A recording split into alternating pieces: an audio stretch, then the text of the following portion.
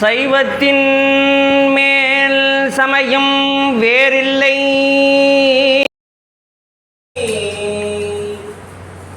சைவத்தின் மேல் சமயம் வேறு இல்லை.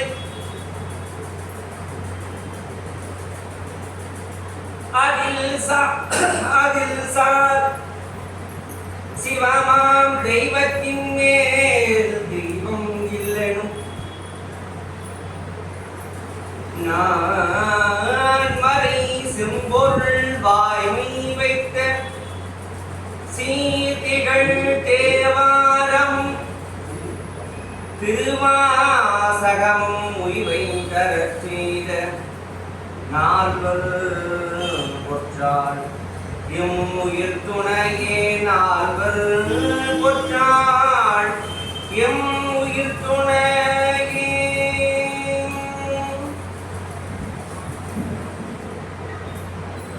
தென்னாடுடைய சிவனே போற்றி, எந்நாட்டவர்க்கும் இறைவா போற்றி.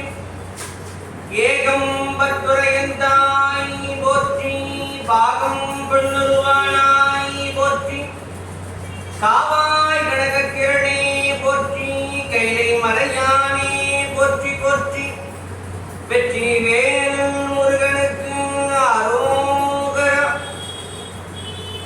வெற்றி வேல் முருகனுக்கு அரோகரா. எல்லாம் வல்ல கந்தகோட்டம் அருள்மிகு வள்ளிதேவி அம்மையார் உடனாகிய கந்தப்பெருமாவுடைய திருவருளை போற்றி வணங்கி மிக அற்புதமான முறையிலே நம்முடைய கந்தகோட்டம் சைவ சமய பக்தஜன சபையிலே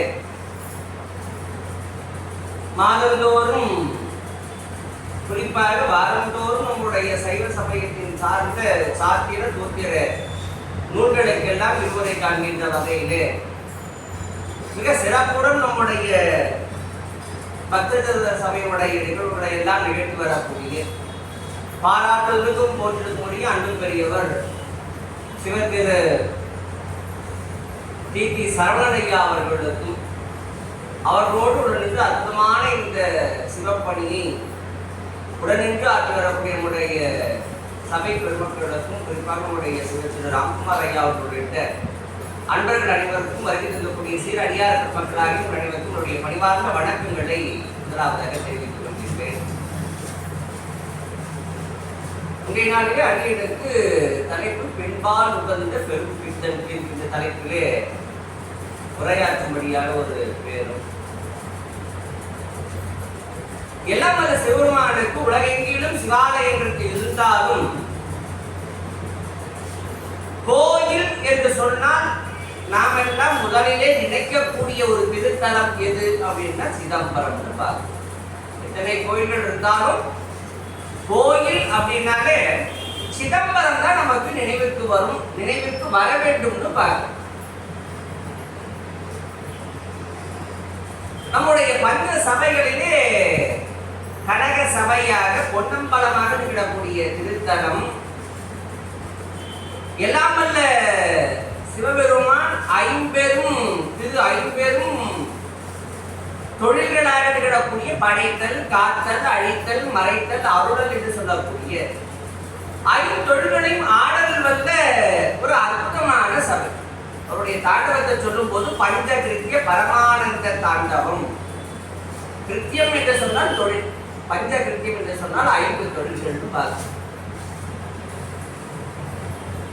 சைவ திருமுறைகளே நம்முடைய திருமுறை ஆசிரியர் பெருமக்கள் 27 பேர் பாடிய அற்புதமான பாடல்களை எல்லாம் தொகுத்து 12 திருமுறைகள் என்று தமிழ் வேதமாக நாம் வழிபடக்கூடிய அற்புதமான இந்த ஞான நூல்கள் அனைத்தும் போற்றிய ஒரு தலம் என்று ஒன்று உண்டால் அது சிதம்பரம் தான்.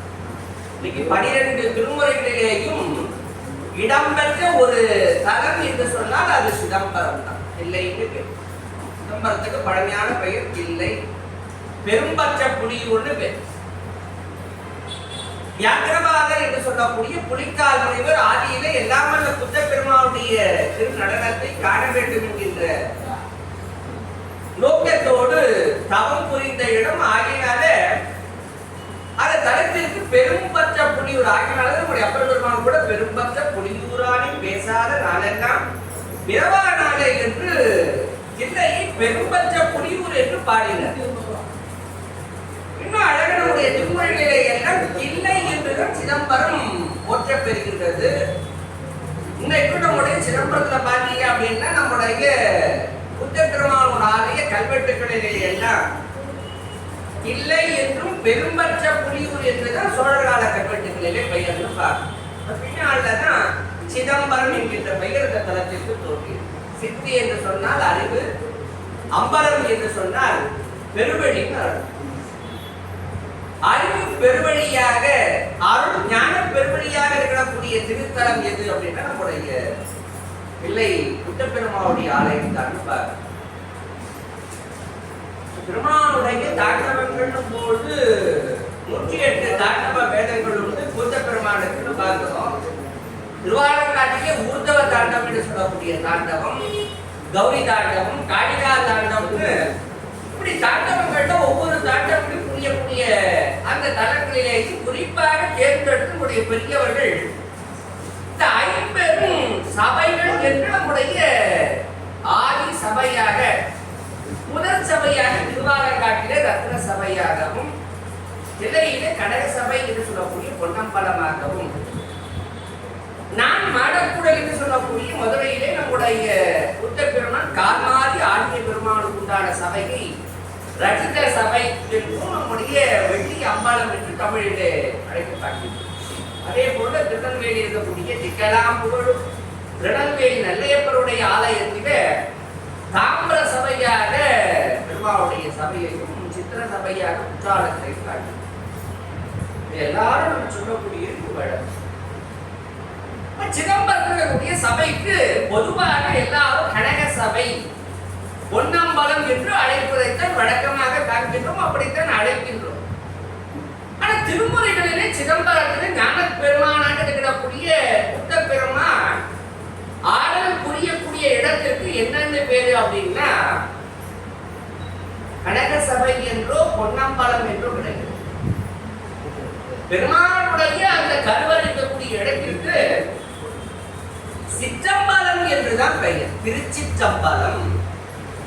ராஜா நடனம் புரியக்கூடிய இடத்துக்கு பேரு திருச்சிற்றம்பலம் என்றுதான் பெயர்.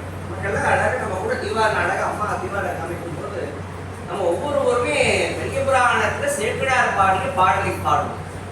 கற்பனை கடந்த ஜோதி கருணையே உருவம் ஆகி அற்புத கோலம் நீடி அருமறை சிரத்தின் மேலாம் சிற்பரவி யோமமாகும் திருச்சிற்றம்பலத்துள் நின்று பொற்புடன் நடம் செய்கின்ற உங்கடல் பொற்றி திருச்சிற்றம்பலத்துள் நின்று பொற்புடன் நடம் செய்கின்ற உங்கடல் பொற்றி. பொதுவாக நாம் எல்லாம் கனக சபையாக பொன்னம்பலமாக சொன்னாலும் பெருமான் ஆடக்கூடிய அந்த இடத்திற்கு திருச்சிற்றம்பலம் பெயர். சிற்றம்பலம் வடமொழியில சொல்லுகின்ற காலத்தில் சிசவேசன். அதனாலதான் இன்றைக்கு நம்முடைய பெருமானுடைய புறப்பாட்டின் காலத்துல சிசவேசா சிவசிதம்பரம், சிசவேசா சிவசிதம்பரம், திருச்சிற்றம்பலம் பொன்னம்பலம். ராஜாவுக்கு முன்னாடி இருக்கக்கூடிய அந்த பொன்பூரையை பெற்ற இந்த 2 முகப்பு பார்ப்போம். கருவறை முன்னாடி ஒரு முகப்பு அர்த்த மண்டபம் போல இருக்கக்கூடிய பகுதி. இந்த மண்டபத்திற்கு முன்னாடி இருக்கக்கூடிய பகுதிக்கு தான் கனக சபை பொன்னம்பலம். நடராஜமூர்த்தி ஆண்டில் 6 அபிஷேகங்கள்ல பார்த்தோம்னா கிட்ட 2 பெரிய அபிஷேகமாகி ஆதி திருமண்டலமும் ஆருத்ராவும் ராஜசபையில நடக்கும். மித்த 4 அபிஷேகம் எங்கன்னா நம்முடைய கனக சபையில வைத்துதான் நடராஜமூர்த்திக்கு அங்க அபிஷேக ஆராதனை நடக்கும். தினப்படி பார்த்தீங்கன்னா படிகளிங்க பூஜை எல்லாமே கனக சபையில வைத்துதான் அங்க வழிபாடுகள் நடைபெறும். அதுதான் இந்த பஞ்சாக்கர படிக்கட்டு, 5 படிக்கட்டுகளை பஞ்சாக்கர படிக்கட்டுகளாக சோழர்கள் எல்லாம் அமர்ந்து முடிசூடிய இடமாக இருக்கக்கூடிய இடம்னு பார்க்கணும். இந்த கருவறையிலே பெருமான் எப்படி திகழ்கின்றான் அப்படின்னு நமக்கு பார்க்கிறோம். பஞ்ச சபைக்கு ஆகாசத்தலம் பெருமான் எப்படின்னா அப்படி விரித்த சடை. அழகா அப்பர் பெருமான் தான் சொல்லுவாரு, புனித்த புருவம் கோவை செவ்வாயும் குமிழ் சிரிப்பும். சிரிக்கிறதுலையும் பார்த்தீங்கன்னா வகைகள். இந்த சிரிப்பு இருக்கே சாதாரண இல்லை. இந்த சிரிப்பு எப்ப வெளிப்படும்? சிரிப்பு எப்பெல்லாம் வெளிப்படும்? சிரிப்பு மகிழ்ச்சியின் போது வெளிப்படும். முதல்ல அதிகமா பெரும்பாலும் பார்த்தீங்கன்னா மகிழ்ச்சி ஏற்படுகின்ற காலத்தில் நம்முடைய முகம் பார்க்கும் போது அப்படி பிரகாசமாக கூட அடங்கி இருந்த ஒரு பெண்ணுக்கு எத்தனை நகைகள் கூட்டினாலும் முகத்திலே அந்த புன்னகை என்று சொல்லக்கூடிய சிரிப்பு இல்லை அப்படின்னா ஒரு அழகை தராதுன்னு பார்க்கணும். முகத்துக்கு எது அழகுன்னு சிரிப்புன்னு பார்க்கிறோம். அந்த சிரிப்பை சொல்லுகின்ற காலத்திலேயும் அந்த சிரிப்பு என்பது மகிழ்வின் போது மட்டும் வெளிப்படுவதல்ல. ரொம்ப கோபம், ரொம்ப கோப காலத்துல என்ன வரும்? சிரிப்பு வரும். சரி அவ்வளவுதானே அப்படின்னு வந்து என்ன சொல்றாரு? அப்பர் பெருமான் என்ன சொல்றாரு?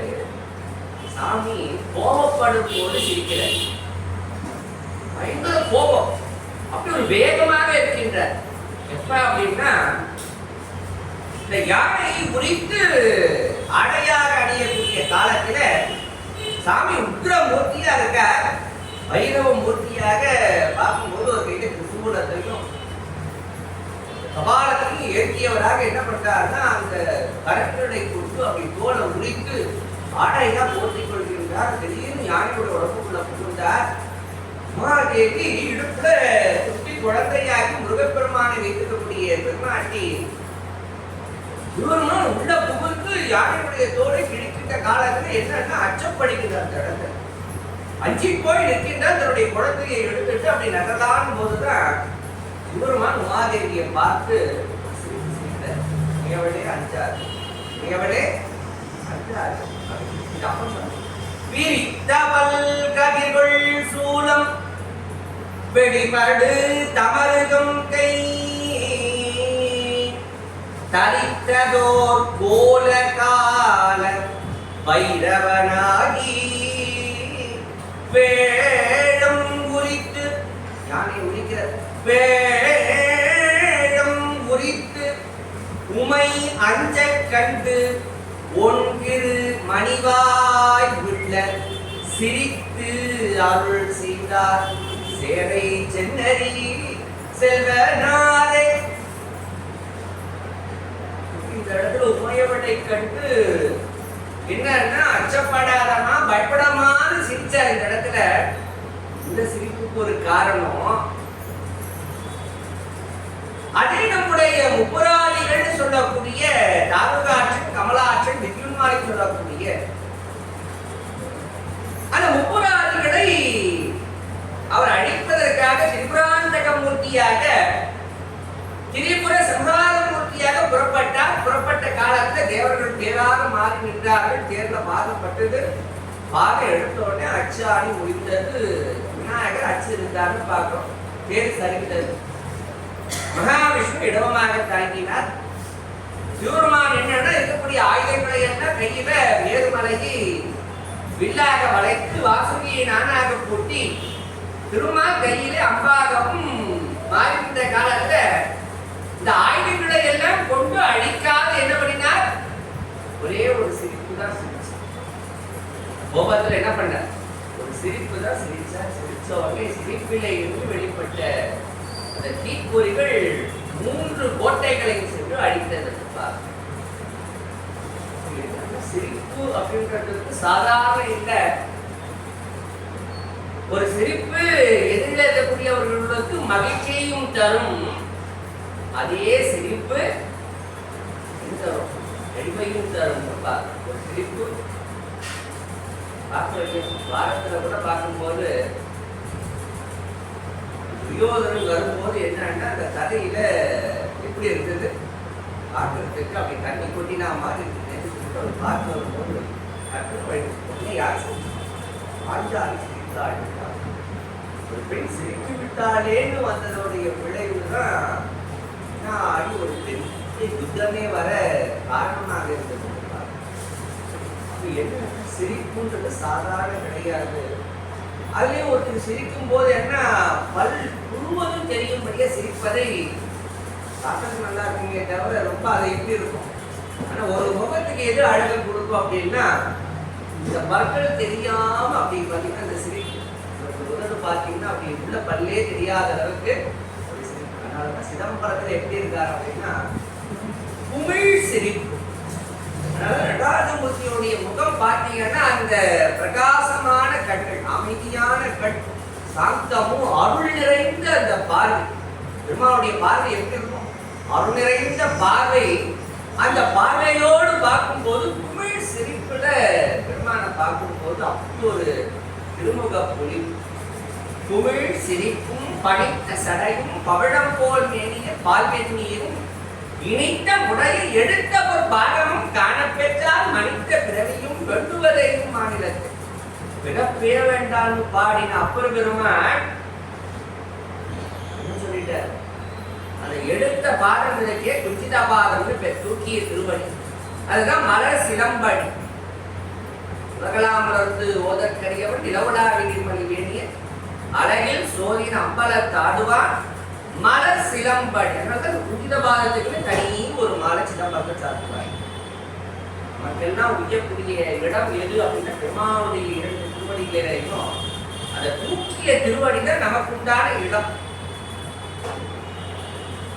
பார்க்கும்போது என்னன்னா ரொம்ப அழகாக நம்முடைய பெருமானாருடைய திரு நட்டத்தையும் திருமுறைகள்ல ஏராளமாக பார்க்கின்றோம். அல்ல பெருமான் எப்படி ஆடுகின்றாக பஞ்சகிருத்திய பரமானந்த தாண்டவராக ஆனந்த தாண்டவ மூர்த்தியாக எல்லாம் வல்ல சிவகாம சுந்தரி அருகிலே அமர்ந்திருந்து காண ஆடுகின்றார்கள் பாரு. திரும்ப சுவாமி என்ன சொல்லுவார்? இதெல்லாம் நம்முடைய திருமுல்லை வாயில தான் பாடுவார். சாமியுடைய நடனத்தை சொல்லும் போது இந்த ஜடி மாறாம ஆடுவது என்பது ரொம்ப முக்கியம். நடனத்திலே எது முக்கியம்? ஜடி மாறக்கூடாது. ஜதி சொல்லிக் கொண்டிருக்கின்றார்கள் அப்படின்னா இந்த நட்டுவாருடைய ஜதிக்கு ஏற்றவாறு ஆடிக்கொண்டே இருக்க வேண்டும். பாதியில் நிப்பாட்டிட்டாங்க அப்படின்னா அது குறையாக ஏற்பட்டுள்ளது.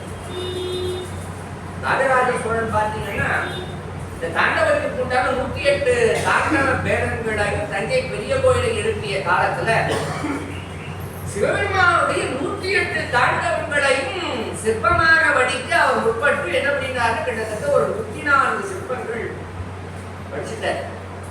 ஆனா இன்னைக்கு எல்லாரும் நம்மெல்லாம் போய் பார்க்க முடியுமானா முடியாது. ஏன்னா நேரிதளம் தஞ்சை பெருவுடையார் கோயில்ல நம்ம நீளமாக செல்லக்கூடிய அந்த மண்டபத்தை கடந்து பெருவுடையார் ராஜராஜேஸ்வரமுடையார்னு கல்வெட்டுகளிலேயும் ராஜராஜன் பெயர் சூட்டிய அந்த பெருவுடையாருடைய கருவறையை சுற்றி சாந்தார அறைன்னு சொல்லக்கூடிய சாந்தார அறையில இந்த வண்ண ஓவியங்கள் சோழர் காலத்து வண்ண ஓவியங்களும் அது உள்ள மேலே ஏறி இப்படி படியேறி போன மேல பாத்தீங்கன்னா அந்த தட்சண மேரு தஞ்சை பெரிய கோயிலுக்கு தட்சண மேரு விடங்கரனே தட்சண மேரு சொல்லக்கூடிய அந்த மேருமலை போன்று உயர்த்தக்கூடிய சிமாந்த விமானத்துல இந்த கைலாய காட்சி, கைலாயத்துல சாமி அம்பாள் அமர்ந்திருக்கிறது. வடகைலாயம் எப்படி இருக்கோ அது அப்படியே தஞ்சை பெரிய கோயில ராஜராஜன் அமைத்தார். அப்போது அது பெரிய கோயில நேரம் கவனிச்சுதான் தெரியும். இந்த விமானத்துல கிழக்கு பக்கத்துல அந்த விமானமே எப்படி இருக்கும்? கைலாய மலையை போல இருக்கு. சாமி அம்பாள் அமர்ந்திருக்க, விநாயகர் முருகன் எல்லாம் அமர்ந்திருப்பாரு. அந்த திருச்சுற்றுலதான் பாத்தீங்கன்னா இந்த மேல்தளத்துலதான் 108 தாண்டவங்களையும் ராஜராஜன் அமைப்பு. உமாதேவி காணன்னா ஏன்னா காடியோடு ஆடினாரும் பாகம். காடியோடு ஆடிய காலத்துல யார் அங்கே சபாநாயகியாக இந்த 2 பேருக்கு இடையில போட்டி அதை யார் வெற்றி பெறுவது அப்படின்றத ஒருவர் அறிவிக்க வேண்டும். அவர் நடுநிலையோடு இருக்கவராக இருக்க வேண்டும். ஆகையினால மகா காடியோடு ஆடுகின்ற காலத்துல எல்லாம் வல்ல சிவகாம சுந்தரியை சபா நாயகியாக இருத்தித்தான் ஆடினார்கள் பார்க்கிறோம். ஆகினால அழகா சொல்றார், கூடிய இளையம் சரிவிடையாமல் கொடியிடை உமையவள் காண ஆடிய அழகா அருமறை போலே. அது சொல்ல ஐயா ஒரு தரவை கூடிய இளையம் ஜதி விளையாமல் கொடியிடை உமையவள் காண ஆடிய அழகு. எப்படி இருக்கார் போது சிதம்பரத்தில் ஒரு சிவகாம சுந்தரியோடு வீட்டிருக்கின்றார். பொதுவா சிவழிபாட்டிலே சொல்லுகின்ற பொழுது இறைவனுடைய வடிவங்கள் என்ன சிவபெருமானுக்கு பிறப்போ இறப்போ கிடையாது. அவருக்கு வடிவங்களைத்தான் காண்கின்றோம். அந்த வடிவங்கள் 64 மூர்த்தங்கள்னு பார்க்கிறோம். அட்டாட்ட இருக்கிற நிலையில நம்முடைய சுத்தாத்மிக சைவ சித்தாந்த ஞான பானுபாகக்கூடிய நம்முடைய சுவாமி குமரகுருதாஸ் சுவாமிகள் ஒவ்வொரு மூர்த்தங்களையும் அழகாக வரிசைப்படுத்தி விளக்குகின்றார். மகேஸ்வர மூர்த்தங்களை பற்றி அழகாக விரிவாக 25 மூர்த்தங்களை பற்றி பார்க்கின்றோம். அதை பார்க்கும்போது என்னன்னா இந்த சிவமூர்த்தங்கள்ல போக வடிவம், வேக வடிவம், யோக வடிவம் சிவனுடைய வடிவங்களை தனித்துவமாக கூறுவது மரபு. இப்ப வேக வடிவம் அப்படின்னா அந்த வார்த்தையிலே இருக்கு. சுவாமி வேகம் கொண்டு, கோபம் கொண்டு, வேகம் கொண்டு காட்சி தரக்கூடிய வடிவங்களை வேக வடிவம். இன்னைக்கும் நம்முடைய அட்ட வீரட்ட திருத்தலங்கள் இல்லையா? அட்ட வீரட்ட தலங்களை பார்க்கும்போது சிவபெருமான் எப்படி இருக்க வேக மூர்த்தியாக காலடியில கிடத்தி அப்படி சம்ஹாரம் செய்யக்கூடிய மூர்த்தியாக, காலசம்ஹார மூர்த்தியாக, மன்மத சம்ஹார மூர்த்தியாக, ஆணி உரி பிரானாக, கஜசம்ஹார மூர்த்தியாக, திரிபுராந்தக மூர்த்தியாக பார்க்கும்போது வேக வடிவினனாகவும், அதே போல பார்க்கும்போது யோக வடிவினனாக. இப்ப யோகம் அப்படின்னா யோகம் என்பது ஒரு ஞானாசிரியர் சீடர்களுக்கு உபதேசம் செய்து அந்த ஞானத்தை அவர்களுக்கு உணர்த்துவர். யோகமூர்த்தியாக பார்க்கும்போது 64 மூர்த்தங்களிலே தட்சிணாமூர்த்தின்னு சொல்லக்கூடிய ஆரவன் செல்வம், தென்முக கடவுள் என்றெல்லாம் போற்றக்கூடிய தட்சிணாமூர்த்தியுடைய வடிவம் எப்படிப்பட்ட வடிவம்னா அது யோக மூர்த்தம்னு பார்க்க. 4 பேருக்கு என்ன பண்ணிட்டார்? அறம்பொருள் என்பது முழு என்பதை எல்லாம் உபதேசித்து ஞானத்தை உபதேசிக்கின்றார். அனவே பார்த்து சுவாமிக்கு தட்சிணாமூர்த்திக்கு யோகப்பட்டார். உட்டுடிகாசனம் சொல்லக்கூடிய ஆசனத்துல அமர்ந்திருப்பார். அந்த செங்குத்திர தாங்கி அமர்ந்திருப்பார். பார்த்தீங்கன்னா தட்சிணாமூர்த்தி போக வடிவம், யோக வடிவம், வேக வடிவம். அதுல போக வடிவம் என்கின்ற வடிவம் தான் பார்த்தீங்கன்னா போகம் அப்படின்னா இன்பம், இன்ப நலன்கள். அப்ப சிவபெருமான் உலகியல்ல எல்லா உயிர்களும் இன்புறும் விதமாக என்னன்னா எல்லாம் வல்ல உமாதேவி சிவபெருமான் அப்படின்னா சிவம் என்றால் அன்பு அப்படின்னு பார்க்க. சிவம் என்றால் அன்பு. அன்பு என்னவா மாறும்னா அருளாகவும் கருணையாகவும் மாறும். அன்பின் வடிவமாக சிவபெருமான் திகழ அவருடைய அருளே பக்கத்துல திருவருள் சக்தியாக வெளிப்பட்டு எல்லாம் வல்ல உமாதேவி என்கின்ற பெயரிலே அமர்ந்திருக்கின்றாலும் பார்க்கும். வெறும் கருணை நாயகியாக உமாதேவி. அப்ப சிவபெருமானோடு உமாதேவி இருத்தி வணங்கக்கூடிய காலத்துல சிவபெருமான் எப்படி இருக்கின்றார் என்றால் போகமூர்த்தியாக திகழ்கின்றார். அதனாலதான் இன்றைக்கும் நம்முடைய சோமாசிரத்த மூர்த்தியாக ஒரு சிவாலயம் சொன்னாரு. சிவாலயத்துல மூலமூர்த்தியாக திகழக்கூடிய சிவபெருமான் சிவலிங்க திருமேனி காணாத அறிவினுக்கும் ஒரு வினுக்கும் காரணமாக வீழ்நாளும் அணிந்தாருக்கு நிகழ்வுரியாம் சிவலிங்கமும் சென்றார். அற்புதமான சிவலிங்க திருமேனியிலே பார்த்தீங்கன்னா கருவறையில வணங்கும் பொழுது தனித்து வணங்காம எப்படி வணங்குவோம் அப்படின்னா கருவறையிலேயே கூட அம்மாவுடைய உற்சவ திருமேனி வச்சிருக்கோம். இங்க பெரிய பெரிய சிவாலயங்கள் போனீங்க அப்படின்னா கருவறையில சுவாமிக்கு பக்கத்துலயே ஒரு அம்பாள் இருப்பான். அவளுக்கு மனோன்மணி, அவளுக்கு போகசக்தின்னு பேர். போகசக்தி ஏன் அப்படின்னா சைவ சமயத்தில சிவபெருமானை தனித்து வணங்குவது வழக்கம் கிடையாது. சிவபெருமானை தனித்து வணங்குவது வழக்கம் கிடையாது. உமாதேவியோடு சேர்த்தித்தான் வணங்க வேண்டும் என்பது முறையானதான். கருவறையில சுவாமி இருந்தாலும் கூடவே யார் இருப்பா? உற்சவ திருமேனியாக உள்ளேயே பார்த்தீங்கன்னா அந்த அம்பாள் இருப்பா. அந்த அம்பாள் 12 ஆண்டுகளுக்கு ஒரு முறையில கருவறையை விட்டு வெளியில வருவா. எப்ப கோயில கும்பாபிஷேகம் நடக்குதோ அப்பதான் அந்த அம்பாள் வெளியே புறப்பாடு. அன்று இரவு தான் பாத்தீங்கன்னா அந்த உள்திரு சுற்று வலம் அன்னைக்கு காலையில கும்பாபிஷேகம் ஆச்சுன்னா ராத்திரி கருவறையில் இருக்கக்கூடிய சிவலிங்க திருமேனிக்கும் அந்த உள்ள இருக்கக்கூடிய அம்பாள் போகசக்தியாக இருக்கக்கூடிய உற்சவ திருமேனி அம்பாளுக்கும் திருக்கல்யாண வைபவம் செய்யப்பெற வேண்டும் என்பது ஆகமம், சிவாகமங்களை சொல்லப்படும். அவளுக்கு பவானின்னு பேர்.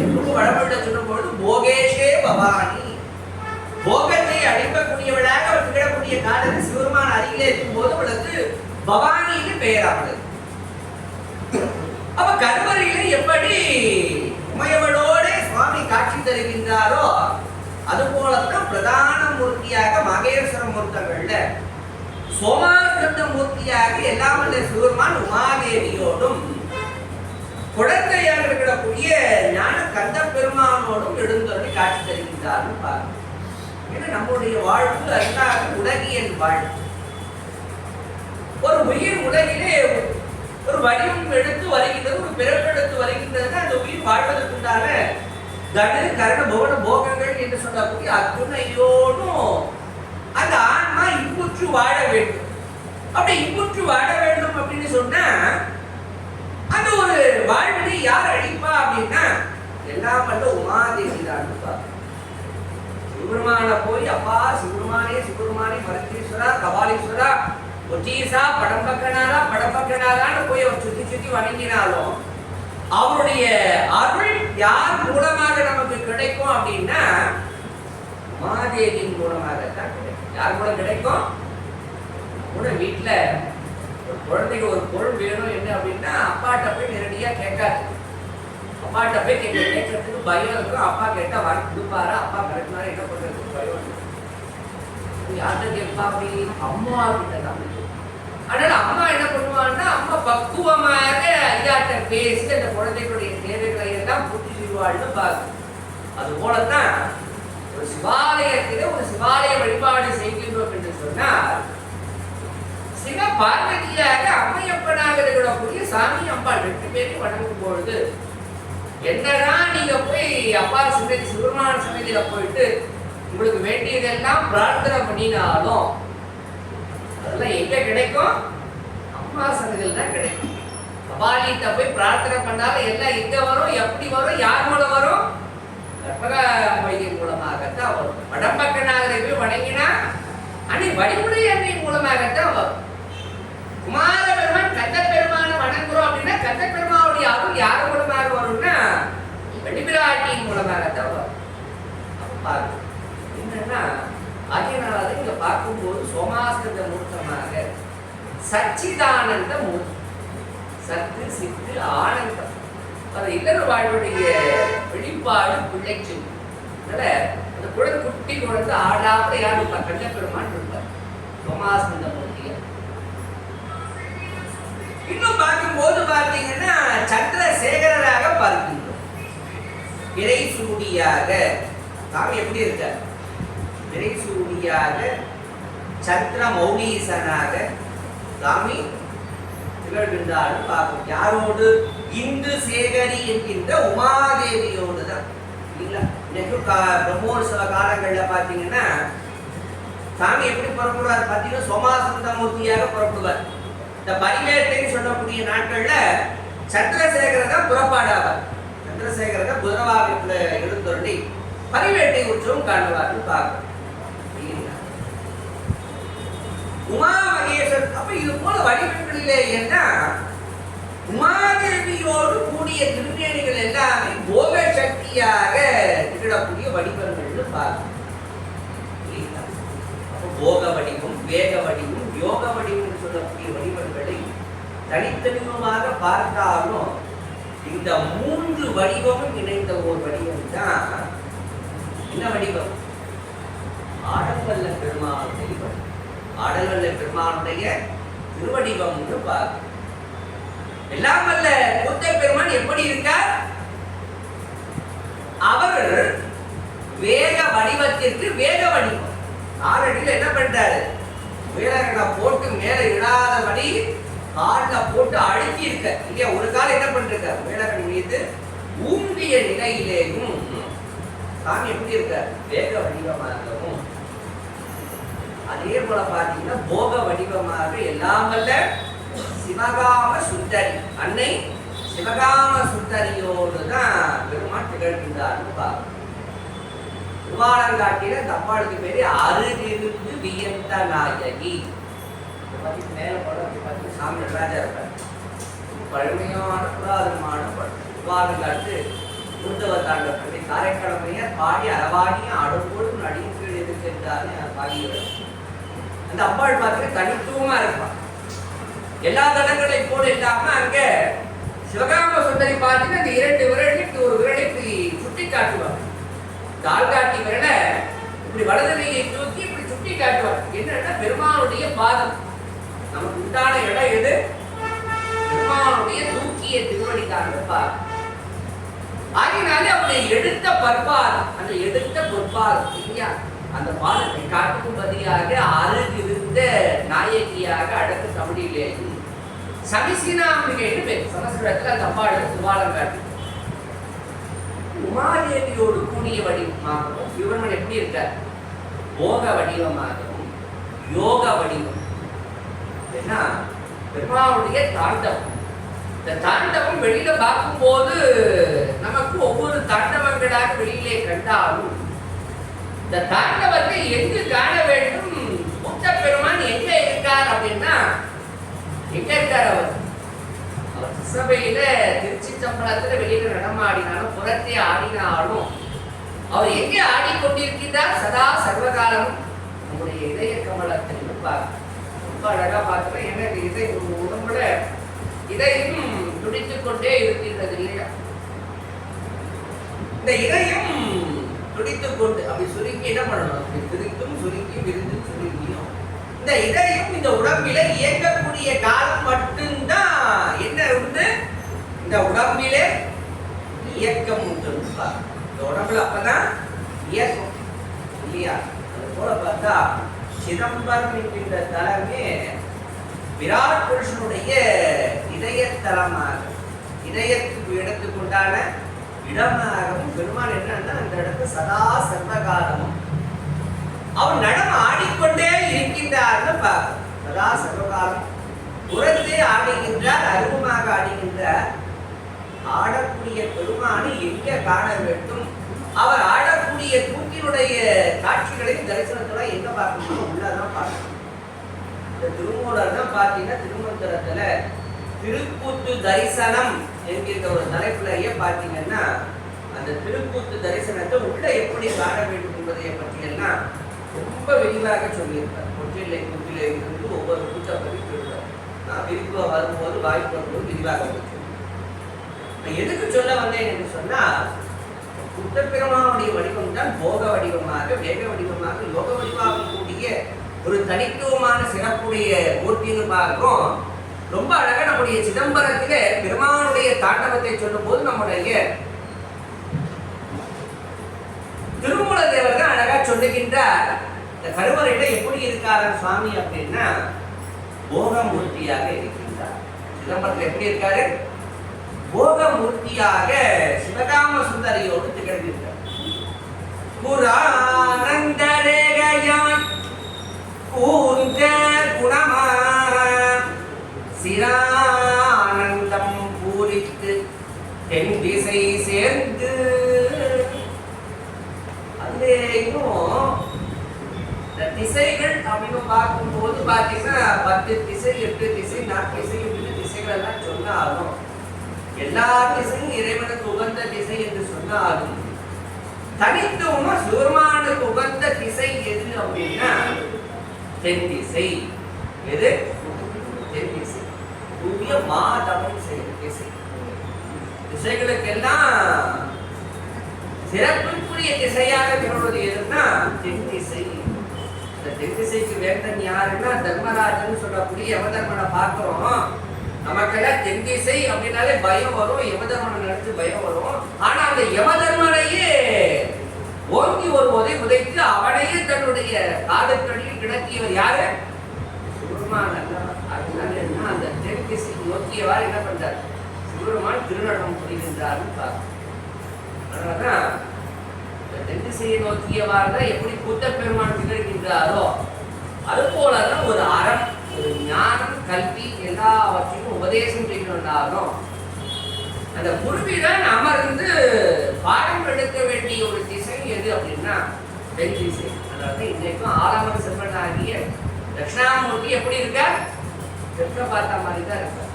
அவர் தெற்க பார்த்து அமர மாணவர்கள் என்ன பண்ணுவாங்க? எதிரிலே அமர்ந்து. அதனால இங்கேயும் நம்ம எப்படி இருக்கும்? இந்த ஓட்டத்திலையும் பார்க்கும்போது அந்த விதிமுறை நிகழ்த்துபவர் தென்முகமாகவும் கேட்போர் வடக்கு முகம். நம்முடைய சபை இப்பேற்பட்ட ஒரு பழம்பெரும் 100 ஆண்டு கண்ட ஒரு பழம்பெரும் சபை இல்லையா? நம்முடைய கயப்பாக்கம் அரசு நம்முடைய சதாசிவ வெட்டியாரிலிருந்து எவ்வளவு பெரியவர்கள் எல்லாம் இருந்து வழிநடத்திய ஒரு பெரும் சபை. எத்தனை உரை நிகழ்வுகள், எத்தனை திருமுறை கச்சேரிகள், எத்தனை நிகழ்வுகள்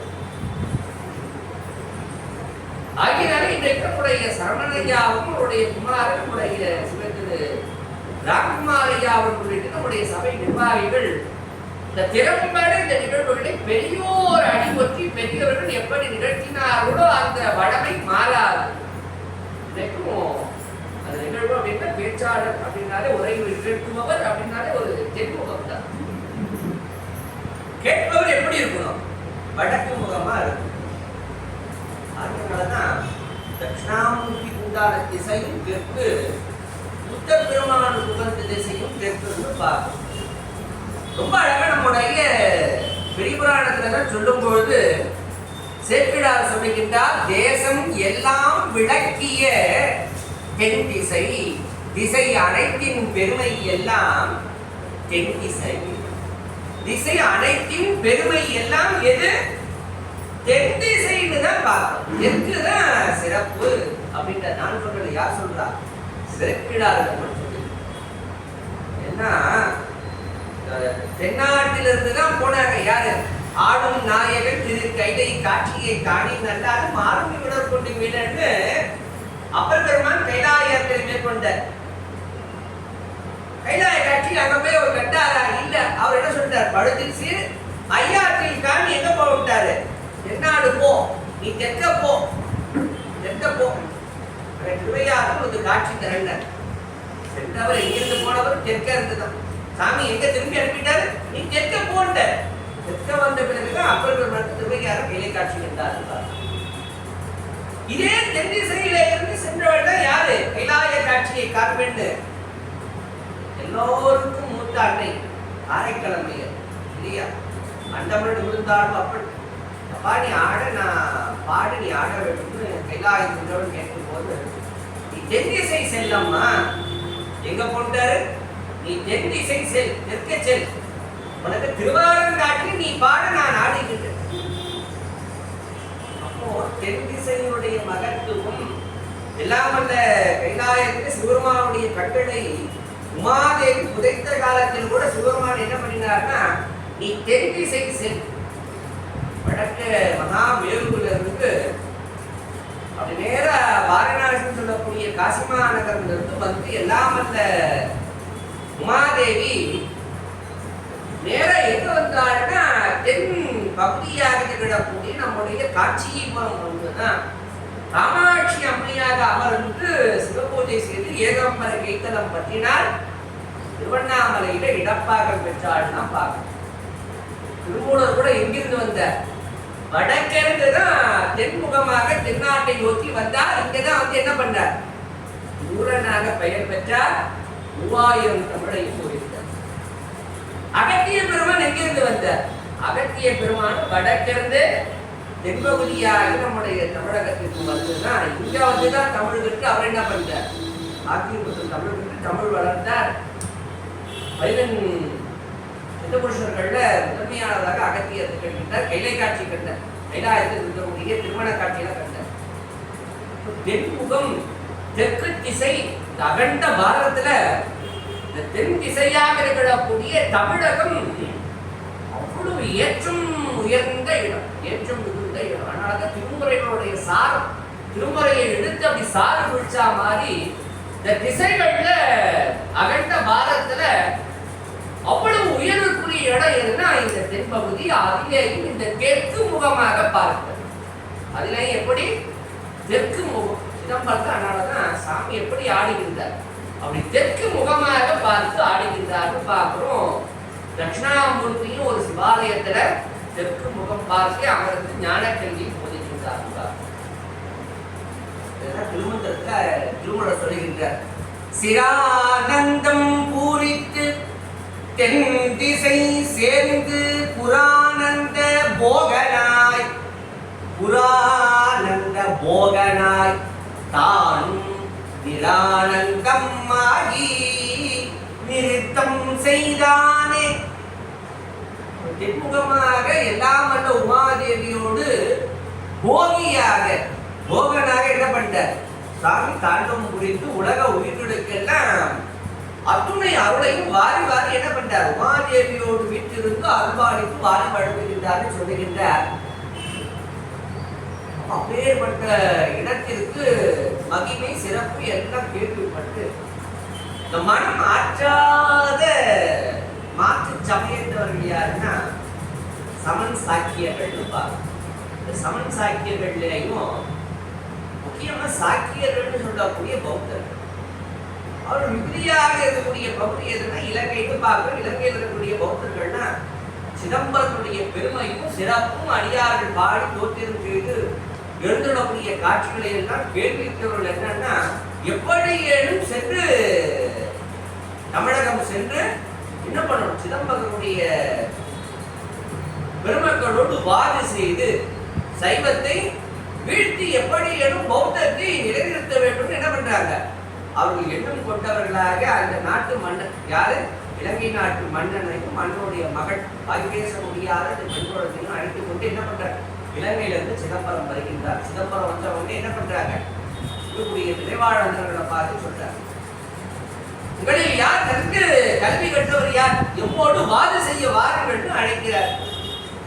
வாது செய்ய வாருங்கள் எப்படி யார் வாதுக்குள் வாது செய்வது, யார் இவர்கள் கேட்கக்கூடிய கேள்விகள்லாம் பதில் சொல்லுவது அப்படின்னு நினைவாளர்கள்லாம் திகைத்திருக்கக்கூடிய காலத்துல தான் எல்லாம் வல்ல புத்த பெருமானை சென்று படிக்கின்றார்கள். புத்த பெருமானே சிற்றம்பல வாடரே, யார் இவர்களோடு வாது செய்து வெற்றி பெறுவது அப்படின்னு கேட்கும் போதுதான் அவர் என்ன பண்றார், வாதவூரனை அழையுங்கள்.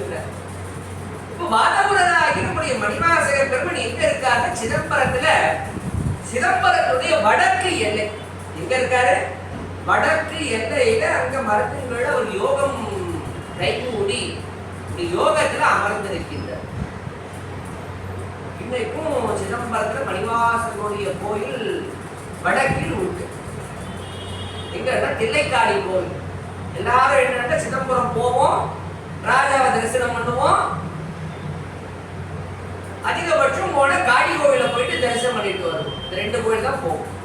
ஆனா இந்த 2 கோயில்களை தாண்டி சிதம்பரத்துல அந்த காளி கோவிலுக்கு முன்னாடி பாத்தீங்கன்னா திருப்பார்கடலும் உண்டு.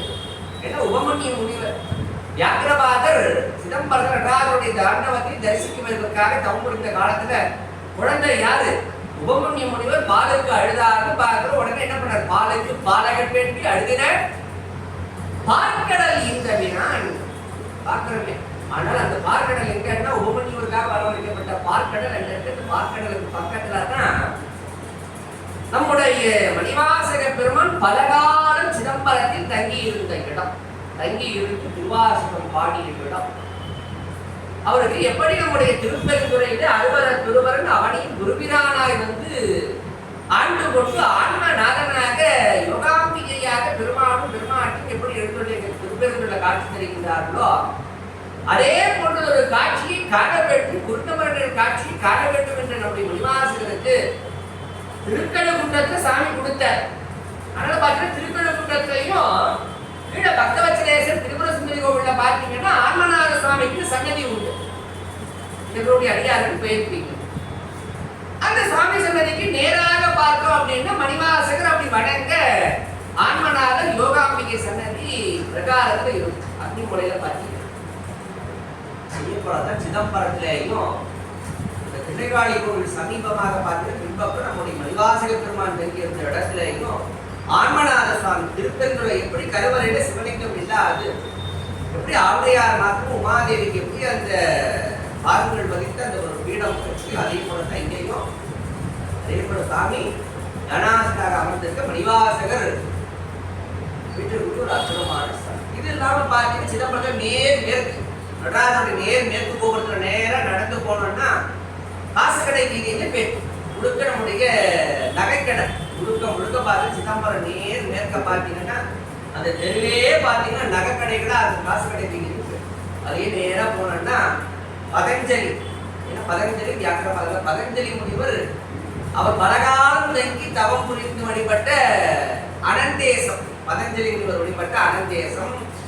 அதே காசுக்கடை தெருக்கு அடுத்த மாதிரி பார்த்தீங்கன்னா நம்முடைய சிவமேநிலம் அந்த 4 மாட வீதி ராஜ வீதியில அந்த தென்மேற்கு வீதிக்கு நேரம் அந்த தெருவுல உள்ள போனோம் அப்படின்னா அங்கதான் பாத்தீங்கன்னா உங்களுக்கு வியாக்கிரபாத முனிவர் தவம் புரிந்து அருள் பெற்று வழிபட்டு நம்முடைய பெரும்பற்றக்கூடிய நம்முடைய சிவாலயம் பாத்தீங்கன்னா அங்கதான் உங்களுக்கு இளமையாக்கினார் கோயில். இன்னும் சொல்ல போனா உங்களுக்கு குடிக்கார முனிவர் வழிபட்ட இடம் வியாக்கிரபீஸ்வரர். அங்கேதான் நமக்கு திருநீலகண்டத்து உயவனர் இல்லையா, அவர் இளமை பெறுவதற்காக அந்த அற்புதம் எல்லாம் நடந்து அந்த திருக்குளமும் அந்த கோயிலும் அங்கதான் கணம் கொண்டர். அது என்ன பண்ணார், அவருடைய புல் கொண்டு இல்லாத காலத்தில் சிலை கொண்டு பெருமாளுக்கு விளக்கேற்றினார்னா பார்க்கணும். அந்த கோயில் அங்க எல்லாம் நடந்து போகிறதோட கொஞ்சம் தூரத்தில் ஒரு ஆட்டை வச்சுக்கிட்டோம் வைக்கிறேன். சிதம்பரம் போயிட்டு ஏதோ ஒரு வட்டி வச்சுட்டோம் அப்படின்னு இந்த கோயில்களுக்கு சிதம்பரத்தை அழகா தரிசனம். சிதம்பரம் நடராஜனை சுற்றி அந்த 4 மாட வீதிகளிலே சிவாலயம் கொண்டு திருப்பணி விநாயகர் தனியாகும். அப்படி தெற்கு கோபுரத்துக்கு நேரா பார்த்தீங்கன்னா அந்த கோபுரத்துல நம்முடைய நந்தனார் பெருமானை தரிசிக்க வேண்டும் என்று அவர் வந்த பாதை, ஆரம்பூரிலிருந்து வந்த பாதை ஓமக்குளம், அவர் நெருக்கில இறங்கி வந்த இடம். அதெல்லாம் பார்த்தீங்கன்னா அந்த பக்கம் புராதனமான 2 நந்தனார் கோயில் உண்டு. ஒன்று ஓமக்குளத்துக்கிட்ட, இன்னொன்று பார்த்தீங்கன்னா ஆதி நந்தனாருடைய ஆலயம். எல்லாம் பார்த்து தெற்கு கோபுரம் கிட்ட கொஞ்ச தூரத்துக்கு தான் பார்த்தா நம்முடைய கொட்டணங்குடி உமாவதி சிவனாருடைய குருமூர்த்தம்.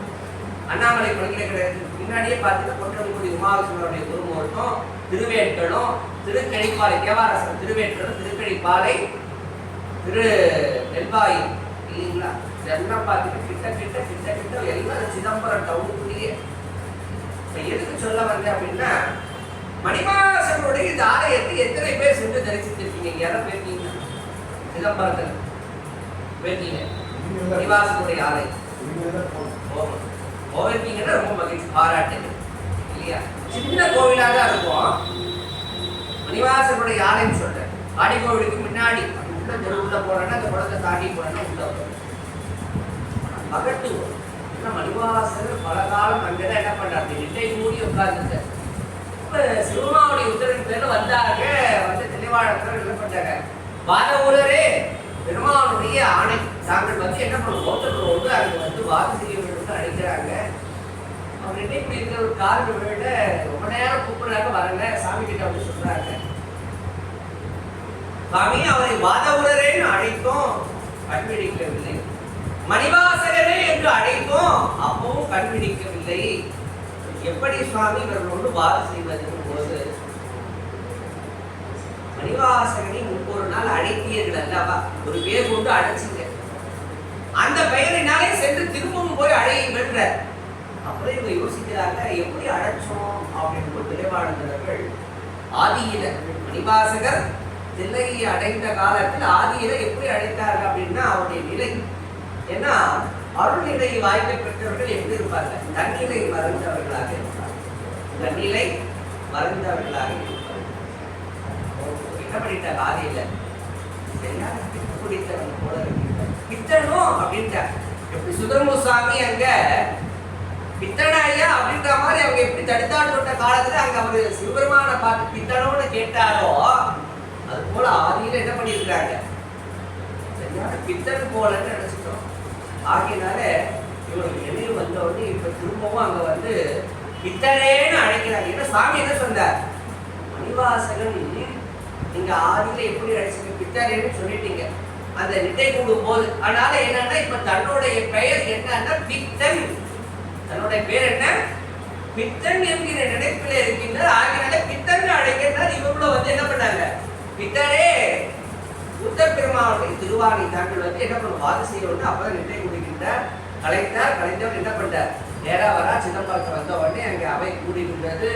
பௌத்தர்கள் எல்லாம் அமர்ந்திருக்கின்றார்கள். இறைவனை பற்றியும் சைவத்தை பற்றி கேள்விகள் கேட்கின்றார்கள். எல்லாவற்றுக்கும் பதில் சொல்ற ஆனால் அவங்க ஏற்றுக்கொள்வதற்குரிய ஒரு மனப்பாங்கோட வந்தாங்க இல்லையே. ஆகினால இவர்கள் கேள்விகளை தொடுக்க என்ன பண்ணார், அவர்கள் பேச முடியாததற்கு ஊமையாக்கினார்னு பார்க்க. இதை பார்த்த உடனே இலங்கை மன்னனுக்கு என்ன எண்ணம் வந்தது, நிர்வாசக பெருந்தலையே வாதவரடிகளே, நன்கு பேசியவர்களை எல்லாம் வாய் பேச முடியாத நிலையிலே ஆக்கினீர்கள். என்னுடைய மகளோ இயற்பிலேயே பிறப்பிலேயே பேசாத, அவளை தாங்கள் தான் பேச வைக்க வேண்டும் கேட்டவுடனே மணிவாசக பெருமான் என்ன பண்ணினாருன்னா, அந்த பௌத்தர்கள் கேட்ட கேள்விகள் இருக்கீங்க, அந்த கேள்விகளுக்கெல்லாம் அவர் என்ன பண்ணாருன்னா, மணிவாசக பெருமான் அந்த கேள்வியை தொடுக்க இந்த வாய் பேச முடியாத பிள்ளையின் மூலம் என்ன பண்ணார், அவளை பேச செய்து அற்புதம் நிகழ்த்திக்கிட்டார். அப்ப பல கேள்விகள், கிட்டத்தட்ட எத்தனை கேள்விகள், 20 கேள்வி. எத்தனை கேள்வி, 20 கேள்வியும் அந்த பெண் குழந்தை பதில் சொல்றா. அந்த பகுதி தான் திருச்சாடல்னு திருவாசகத்துல திருச்சாடல் இல்லையா. இந்த திருச்சாடலை சொல்லும் பொழுது நம்முடைய பெரியவர்கள் சொல்லும் பொழுது இந்த பகுதிக்கு பழமையான முறைகளிலே சிவனுடைய காருண்யம் பேர். திருச்சாடலுக்கு என்ன பேரு, சிவனுடைய காருண்யம், சிவனுடைய அருட்சக்தி விளையாட்டு.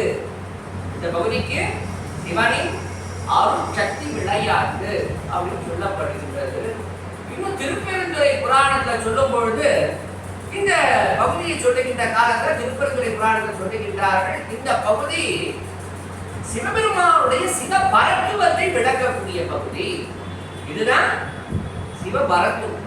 சொல்றாரு பாருங்க, முன்னாள் கலையும் உணரா மூகையாம் நேடி தன்னால் பதி முதன்மை சாட்சியதாம் திருச்சாடல். பதி முதன்மை, பதி யாரு, பரமேஸ்வருடைய முதன்மை சிவபரத்துவம்.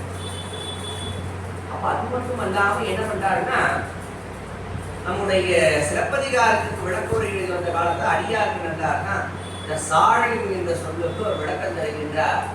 என்ன அப்படிங்கும் போது பாத்தீங்க அப்படின்னா, நல்லாதம் தோல்வீச்சு நற்சாடல். ஏன்னா ஒரு பெண் கேள்வி கேட்க எடுக்கக்கூடிய பெண் என்னன்னா, நீ கேட்ட கேள்வி இவ்வளவுதானா, இதுக்கு இவ்வளவுதான் பதில் என்னன்னா என்ன பண்றா, அப்படி நல்ல தெரிந்த கேள்வியே ஒருத்தங்க பதில் அளிக்கிறாங்க, எப்படி இருப்பாங்க, படபடப்பா பயமா இருப்பாங்க.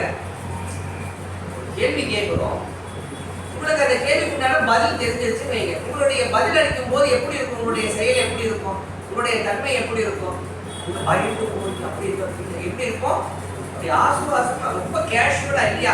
அது கூட என்ன தோல்வி, இந்த கேள்வி கேட்கும் போது இந்த பெண்கள் என்ன பண்றாங்க, அந்த 2 தோள்களையும் வீசிக்கொண்டு அந்த கேள்விகளுக்கு பதில் அளிக்கின்றார்கள். ஆகினால் இதை சொல்லும் போது நல்லாகம் தோல்வீச்சு நற்சாடல் என்றும், அதே போல பல்வரி கூத்து என்றும், இதை கூட்டு வகைகளிலே ஒன்றாக நம்முடைய சிலப்பதிகாரத்துக்கு விளக்கம் எடுக்கும் பொழுது அடியார் பதிவு செய்யும். ஆகினால்தான் அப்படி பார்க்கும்போது இந்த கேள்விகள்லாம் கேட்கும் பதில் சொல்ற அப்படி அதில் ஒரு கேள்வி முதல்ல தெரியும் நமக்கு, பூசுவதும் வெந்நீர், உண்பதும் உக்கரம், பேசுவதும் திருவாயால் மறைபோடும் காணேடி, பூசுவதும் பேசுவதும் உண்பதும் கொண்டனை ஈசனவன் எவ்வுயிர்க்கும் இயல்பானான் சாடலோ. இது போல பார்த்தீங்கன்னா ஒரு பாடல்களா உண்டு. அதுல இந்த பௌத்தர்கள் என்ன கேள்வி கேட்டாங்க அப்படின்னா, உங்க சிவபெருமான் தென்பால் உகந்து ஆடக்கூடிய சிவபெருமான்னு சொல்றீங்களே, இந்த சிவபெருமான் என்ன பண்றான், தென்பால் உகந்து ஆடக்கூடியவன் என்ன பண்றான், சொல்றாங்க, தென்பால் உகந்து ஆடும் தில்லை சிற்றம்பலவன் பெண்பால் உகந்தான், பெண்பால் உகந்தான் பெரும் பித்தன் காமேடி. கேள்வி, தெற்கு முகமாக ஆடுகின்ற கூத்த பெருமான் இருக்கின்றானே அம்பலவான திருச்சிற்றம்பலமுடையான், அவன் சரியான பெண்பால் உகந்தவன், பெண்ணை விரும்பக்கூடியவன், பெரும் பித்தன், பெண் பித்தனான அப்படின்னு கேள்வி கேட்கிறார்.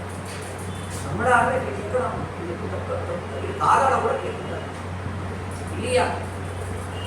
ஏன் அப்படின்னா இந்த கேள்வி ஏன் வந்துட்டுன்னா, ஒரு பாகத்தை யாருக்கு கொடுத்துட்டார் சிவபெருமான், உமாதேவிக்கு கொடுத்த, ஒருத்திக்கு இடத்த இடத்துல கொடுத்தார், இடத்துல இடபாகம் கொடுத்தார். இன்னொரு பெண்ணுக்கு எங்க இடம் கொடுத்தார்? சடைமுடியில் கொடுத்தார். உமாதேவி கோபித்துக் கொண்டார். இதனால தான் அறியாதவாறு மற்றொரு மங்கையா கங்கையும் மடிந்து என்ன பண்ணார்? கங்கையும் மடந்து தலைமுடியில இடம் கொடுத்தார். உமாதேவியும் உடல் கொண்டாள்னு பார்க்கும். உமாதேவியே உடலும் கொண்டாள்னு பார்க்க அப்பர் பெருமான் சொல்றார், சூடினார் கங்கையாலை சூடிய தொழில் கேட்டு ஊடினார் கங்கையாலும் ஊடலை ஒழிக்க வேண்டி பாடினார் சாமவேதம் பாடிய பாடியாலே ஆடினார் கழிக்க வேண்டி அருகை மீறட்டனாரு. அப்போ உமாதேவி இடப்பாதற்கு உமாதேவி கோபித்தாளாம். யாரை கண்டு? கங்கையை கண்டு கோபித்துக் கொண்டாலும் பார்க்க. இன்றைக்கும் ஒவ்வொரு கோயில்களுக்கு சிவாலயங்கள்ல திருவுடல் உற்சவம் பண்றோம். இவங்க கேட்ட கேள்வி என்னன்னா, பெண்பால் உகந்த பெரும் பெண்கள் அப்படின்னு சொன்னாங்க. ஏன் அப்படின்னா, ஒன்றிற்கு 2 மனையாளாக கங்கையையும் உமாதேவியும் முட்டதோடு மட்டுமல்லாது கையோடும் என்ன பண்ணி கொண்டிருக்கின்றான்? ஆடிக்கொண்டு இருக்கின்றானே உடைய புத்த பெருமான் சரியான பெண் பித்தனாக கேள்வி கேட்டாங்க. உடனே இந்த தோல் வீசி ஆடக்கூடிய பெண் இல்லையா, ஊமை வாய் பேச முடியாத பெண் சிரித்துக் கொண்டே பதில் சொல்லுகின்றார். சிரித்துக் கொண்டே என்ன பதில் சொல்றா? அப்படி அவன் சொல்றா பாருங்க, அந்த பெண்குழந்தை பெண்பால் உகந்தான் பெரும்பித்தன் காணேடி பெண்பால் உகந்திரனே பேதாய். அறிவில்லாத பெண்ணே, அறிவில்லாத பௌத்தர்களை பார்த்து பேதாய் அப்படின்னா அறிவு குறைபாடு. எங்க சிவபெருமான் பெண்பால் உகந்திரனே, யாரு? எல்லாம் வல்ல உமாதேவி இடப்பாகத்திலே கொண்டில்லாது, இடப்பாகத்துல கொண்டு இல்லாது போயிருந்தால், உமாதேவியோடு கூடி இன்புறாது இருந்து போயிருந்தால் உலகத்துல என்ன ஆயிருக்கும் தெரியுமா? சொல்றாங்க பாருங்க, பெண்பால் உகந்தினரே பேதாய் இரு நிலத்தோர். இந்த வானுலகத்திலையும் மண்ணுலகத்திலையும் பாடுறோம். இரு நிலத்தோர் விண்பால் யோகு எய்தி வீடு வருகான் சாடத்தோ. உமாதேவியோடு கூடி இன்புறாது இருந்தால் உலகத்துல உள்ளவர்கள் மண்ணுலகம் விண்ணுலகத்துல அத்தனை பேருக்கு என்ன கை கூடிடும்? யோகம் கைகூடிவிடும். ஏன்னா கந்தபுராணத்துல பார்க்கிறோம். கந்தபுராணத்துல தாட்சாயினியாக வந்த உமாதேவி அந்த வடிவமும் பேரும் வேண்டான்னு சொல்லிட்டு இமவான் மகளாக பார்வதியாக தோன்றி தவம் புரிய சென்று விட்டாள்.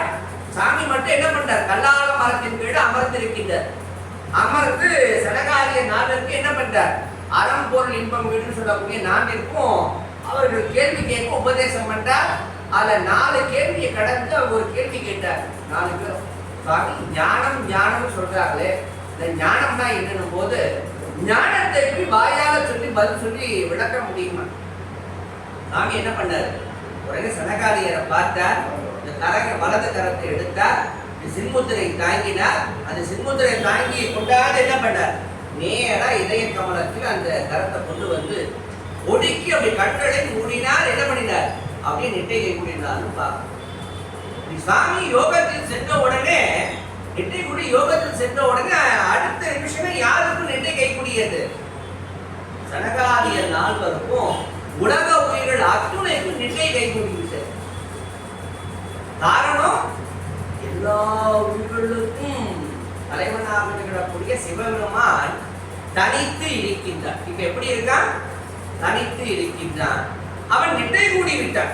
எப்படி இருக்கா? அப்படி நெட்டை கூடி விட்டான். நெட்டை கூடி யோகத்தில் இருக்கிறான். ஆகினால என்னன்னா எல்லாருக்கும் என்ன ஆயிட்டாங்க? எல்லாரும் யோகிகளாகவும் ஞானிகளாகவும் இல்லையா தவ சிஷியர்களாக ஆகணும்னு உலகத்துல பிரபஞ்ச இயக்கம்.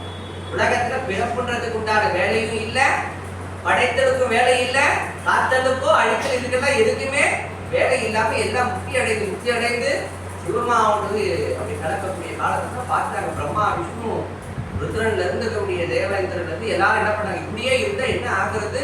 ஒரு பக்கம் சூரபத்மனும் சிவமுகாசன் தாரகாசன் எல்லாமே இப்படி ரொம்ப துன்புறுத்தல் செய்யக்கூடிய பணியை செய்கின்றார்கள். சிவபாலனுடைய தவம் கலைய பெற வேண்டும், சிவபாலனுடைய திருமணம் நடைபெற வேண்டும். அப்பதான் யார் வர முடியும்? சிவபெருமானாகி முருகப்பெருமான் தோன்றுவார். அவரே தோன்றி என்ன பண்ண முடியும்?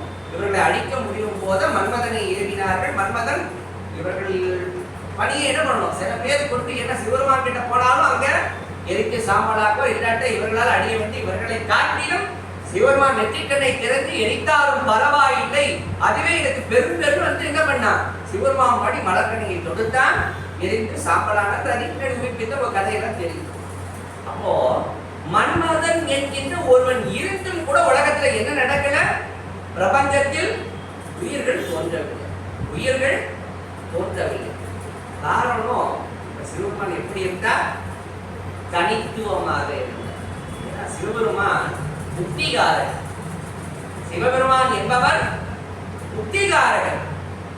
ஆனால் என்னன்னா, அப்போ சிவபெருமான் தனித்து இருந்தால் யோகம் கூடும், முக்தி கிடைக்கும். யோகம் முக்தி ஞானம் இதுதான். அப்ப என்னன்னா, உலக வாழ்வு நம்மை போல இருக்கக்கூடிய அத்துணை உயிர்களும் எல்லா உயிர்களும் இன்புற வேண்டும் என்று சொன்னால் சிவபெருமான் யாரோடு இருக்க வேண்டும், அவருடைய அருளின் வடிவமாகிய உமாதேவி பக்கத்துல யார் உட்கார்ந்து இருக்கணும், அருளின் வடிவமாகிய உமாதேவியோடும் அவளோடு எப்போதும் சேர்ந்த மாதொடுபூரனாக இருக்கக்கூடிய பெண்பால் உகந்தானாக சிவபெருமான் இருந்தால் மாத்திரம்தான் உலகம் இயங்கும். உலகத்தை படைத்தல், காத்தல், அடித்தல், மறைத்தல், அது சொல்லக்கூடிய 5 தொழில்களுக்கும் உரியவளாக உலக வாழ்க்கைக்கு ஈக பர சௌபாகி, இக வாழ்க்கைக்கும் சரி நிறைய அம்மா என்ன பண்ணுவா, எல்லாம் சிவகாம சுந்தரி தான் என்ன பண்ணுவா, அப்படி உலக வாழ்க்கை நல்ல இன்புறம் மறுமதமாக நம்ம எல்லாம் வாழ வைத்து நிறைவா அப்பாவுடைய திருவடி அந்த முக்தி பேரை யார் அளிக்க வல்லவன், யார் துணையாக இருக்கின்றாள்னா அன்னையாகி உமையாதேவி தான், உமாதேவி சிவகாம சுந்தரி தான். அதனாலதான் இதெல்லாம் தெரியாம எங்க சிவபெருமான போய் பெண் பெற்றெல்லாம் சொல்லுகின்றார். வேதாய் வேதாய் என்ன சொல்ற பாருங்க, பெண்பால் உகந்திரனே வேதாய் நிலத்தோர் மின்பால் எய்தி யோகி எய்தி வீடுவர்கண் சாடத்தோ. அதே போலதான் ஏன் வந்து சிவபெருமான் கங்கையிலும் தலைமுடி மேல சூடினார்ன்றதுக்கும் பதில் சொல்றார். மலைமகளை ஒரு பாகம் வைத்தலுமே, உமாதேவியும் ஒரு பாகம் வச்சுக்கிட்டார், மலைமகளை ஒரு பாகம் வைத்தலுமே மற்றொருத்தி சலமுகத்தால் அவன் சடையில் பாயும் அது காணேடி. ஏன் இந்த கங்கையை மட்டும் தலைமுடியில இடம் கொடுத்தார், ஏன் அவளை தூக்கி வச்சிருக்கார், மலை தலைமையில வச்சிருக்கான்னு பதில் சொல்றார். சலமுகத்தால் அவன் சடையில் பாய்கிறேல் கரடி எல்லாம் பிணமுகத்தே புகப்பாய்ந்து பெரும் கேடாம் சாடலோ. பகிரதனுக்காக கங்கை ஆகாயத்திலிருந்து வந்த கங்கை பிரம்மாண்டமான வெள்ளம், அப்படி அவ வெள்ளமா பாய்ந்திருந்தா உலகமே அழிந்து போகிருக்கும். உலக உயிர்களை எல்லாம் காப்பாற்றுவதற்காகத்தான் சுவாமி என்ன பண்ணிட்டாரு, அந்த கங்கையை எடுத்து தலைமுடி மீது சூடினார். இதெல்லாம் தெரியாம நீ என்னன்னா கங்கையையும் உமாதேவியெல்லாம் பற்றியெல்லாம் அறியாது என்ன பண்ற, பிறச்சின்றாய் என்ன பண்ற, அப்படி அங்கே சொல்லி அவர்களுக்கு உண்டான பதில்களை எல்லாம் இங்கே அளிக்கின்றார் நம்முடைய திருச்சாளர் பகுதியிலும் பார்க்க. ஆகினாலே அற்புதமான பகுதி. நம்முடைய சைவ சமயத்தில நமக்கு எழக்கூடிய பல கேள்விகளுக்கு பதிலளிக்கக்கூடிய பகுதி எதுன்னா திருச்சாழி என்று சொல்லி அறம்பொருள் என்பதை சொல்லும்போது அறிந்தவருக்கு ஆளிற்கீழ் அறமுதலா நன்கினை இருந்தவருக்கு அருமது இடக்கணி ஏம்பேடி அறிந்தவருக்கு அறம் முதல் 4 அன்று அருளை செய்கிறவே இருந்தவருக்கு உலக இயற்கை எப்படி வாழணும், அறம்னா என்ன, பொருள்னா என்ன, இன்பம்னா என்ன, வீடுனா என்ன, எதையுமே தெரியாம ஏனோ தானு பிறப்புக்கு இறப்புக்கு இடையில ஒருத்தர் வாழ்ந்து போயிடுவான். ஆகியனால என்னன்னா எல்லாவற்றையும் அறிவிக்கும் விதமாக தான் என்ன பண்றான், ஞானாசிரியனாக தட்சிணாமூர்த்தியாக அமர்ந்திருக்கிறார்கள். ஏன்னா பல அறிஞர்களுக்கு நமக்கு விளக்கம் தெரிவிக்கிறான்னு பார்க்கிறோம். ஆகியனால பெருமான் எப்படி போகமூர்த்தி, ஆகினால்தான் நடராஜமூர்த்தியை வணங்குகின்றோம் அப்படின்னா தனித்து வணங்கக்கூடாது. நடராஜமூர்த்தி எப்படி வணங்கணும், சிவகாம சுந்தரியோடு சேர்த்து தான் வணங்கும். நம்ம கூட நிறைய பேர் கேள்வி கேட்பா, ஐயா நான் வீட்டுல நடராஜர் வச்சு வணங்கலாமா அப்படின்னு கேள்வி கேட்கிறாங்க. நிறைய பேர் கேட்க, நான் சொல்ல தாராளமா வைத்து வணங்க. இல்லங்க ஐயா, பெரிய முன்னாடி பார்த்து நடராஜர் வச்சா அவர் ஆடல் வல்லவர், ஆனால வீடு வச்சா வீடு ஆடி போயிட்டதான் ஒரு காலத்துல பயந்து இருந்தாங்க. ஆனா இப்பதான் உருவாசம் ஈடுபட அடியார்கள் நிறைய பேர் வீட்டுல நடராஜர் முற்றி வைக்கின்றார். இன்னும் சில இடங்கள்லாம் பார்த்து ஒரு மருத்துவமனை முக்கியமான இடங்கள்ல நடராஜர் தனியா வைப்பாங்க. ஏன்னா அது வந்து ஒரு அழகு பொருளாக கலை பொருளா வைப்பாங்க. ஆனா ஒரு இல்லத்தில் வழிபடும் மூர்த்தியாக, இல்லத்தில் வழிபடு மூர்த்தியாக ஒரு அமைப்பிலேயோ ஒரு எல்லாரும் வணங்கக்கூடிய இடங்கள்ல நம்முடைய இல்லங்கள்ல ராஜமூர்த்தி எப்படி வணங்க வேண்டும்?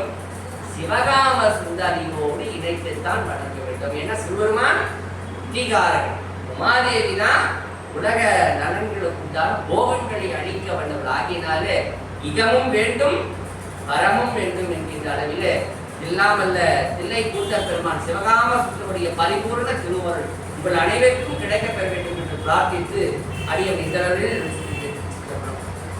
தென்தில்லை மன்றினில் ஆடி போற்றி இன்றனக்கு ஆரமுதும் ஆனாய் போற்றி காவாய் கிணறத்திரளே போற்றி கைலை மலையானே போற்றி போற்றி வெற்றிவேல் முருகனுக்கு அரோகரா வெற்றிவேல் முருகனுக்கு அரோகரா.